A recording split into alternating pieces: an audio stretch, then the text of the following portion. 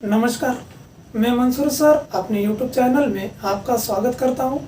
आज हम 8वीं कक्षा में दी हुई जो दूसरी इकाई है, दूसरी इकाई से ली हुई पहली कविता धरती का आंगन महके, इसका अध्ययन करेंगे। इस कविता के कवि है प्रकाश दीक्षित जी, जो कि ज्ञान विज्ञान की प्रगति के साथ साथ मनुष्य को अपने जीवन की प्रगति के बारे में भी सोचना चाहिए, इस बारे में अपना विचार प्रकट इस कविता में किया है। प्रस्तुत कविता में कवि ने नैतिक मूल्यों तथा ज्ञान विज्ञान की प्रगति के विषय में बताया है। कवि का मानना है कि ज्ञान विज्ञान का प्रसार महत्वपूर्ण है, इसके द्वारा प्रगति होनी चाहिए, मानव मात्र का भला होना चाहिए, न कि विनाशक असरों के निर्माण की होड़। दूसरी ओर समाज में स्नेह, सदाचार, मानवता का वातावरण समाज के विकास के लिए अत्यंत आवश्यक है, इस बात को समझाने का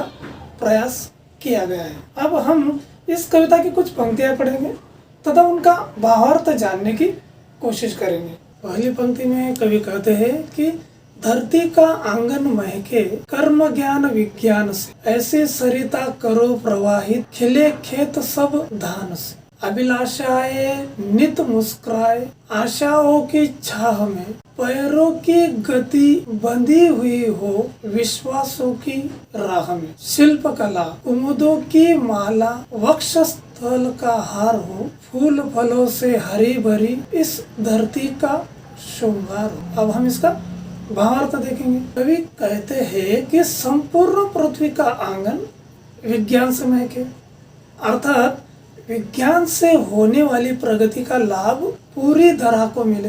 नदियों की धारा इस प्रकार मोड़ दो कि हर खेत अनाज की भरपूर फसल उत्पन्न कर सके। मनुष्य को जो आशा करे, जो भी उसकी अभिलाषाएं हो, वे सभी पूर्ण हो, परंतु मनुष्य सदा विश्वसनीय बना रहे। सभी प्रकार की शिल्प कलाओं को हम अपनाएं और उनका समुचित विकास हो। साथ ही भूमि फूलों फलों से हरी भरी और सज्ज रहे। उसी तरह दूसरी पंक्तियां, लोक या मंगल ग्रह पर चढ़े किसी भी यान से, तो न हो संबंध विनाशक असरों का इंसान से। सांस सांस जीवन पट बुनकर प्राणों का तन ढकती, सदाचार की शुभ्र कला का मन सुंदरता आंकती, निगाह की ऊंचाई नापता, मानवता का मीटर बन मन की गहराई नापता, आत्मा को तृप्त कर स्नेह प्रभा परिधान से अर्चना हम सब मिलकर वसुधा के जय गान से। भावार्थ हम देखेंगे। कहते हैं कि विज्ञान की निरंतर प्रगति होती रहे, अपने बनाए गए किसी भी अंतरिक्ष यान से चंद्र ग्रह और मंगल ग्रह पर सफलतापूर्वक पहुंचे, तो ज्ञान का प्रयोग संस्कारी शस्त्रों के निर्माण के लिए न करे।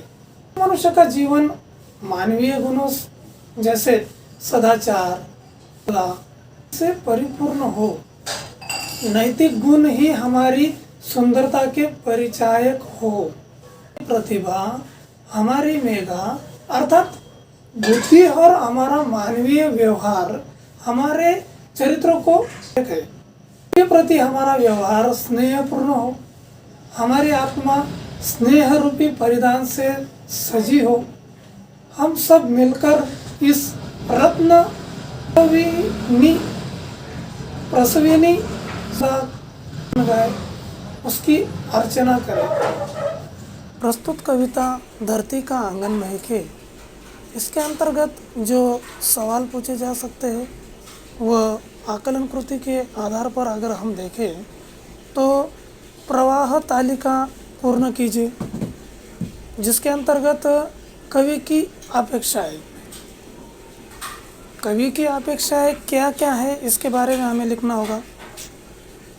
जैसे हम लिख सकते हैं, पूरी धरती का आंगन ज्ञान विज्ञान की सुगंध से महके, सभी खेतों तक नदियों का जल पहुँचे ताकि वहाँ धान की भरपूर फसल हो, शिल्पकला खूब विकसित हो, यह पृथ्वी फूलों फलों से हरी भरी रहे।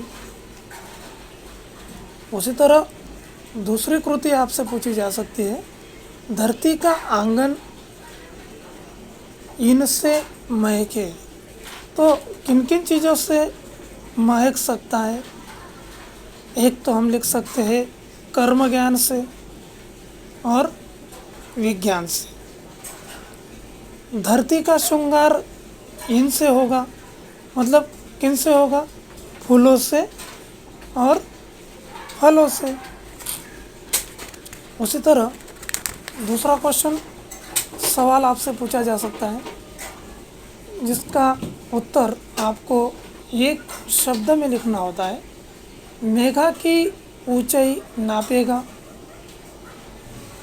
तो मेघा की ऊंचाई कौन नापेगा? प्रतिभा का पैमाना। उसी तरह दूसरा सवाल, हम सब मिलकर करें। क्या करेंगे हम? जयगान से वसुधा की अर्चना। उसी तरह दूसरा सवाल पूछा जा सकता है, मानव अंतरिक्ष यान से यहाँ पहुँचा है। कहाँ पहुँचा है? चंद्रलोक और मंगल ग्रह। इस तरह हमें यह सवालों के जवाब देने हैं। धन्यवाद।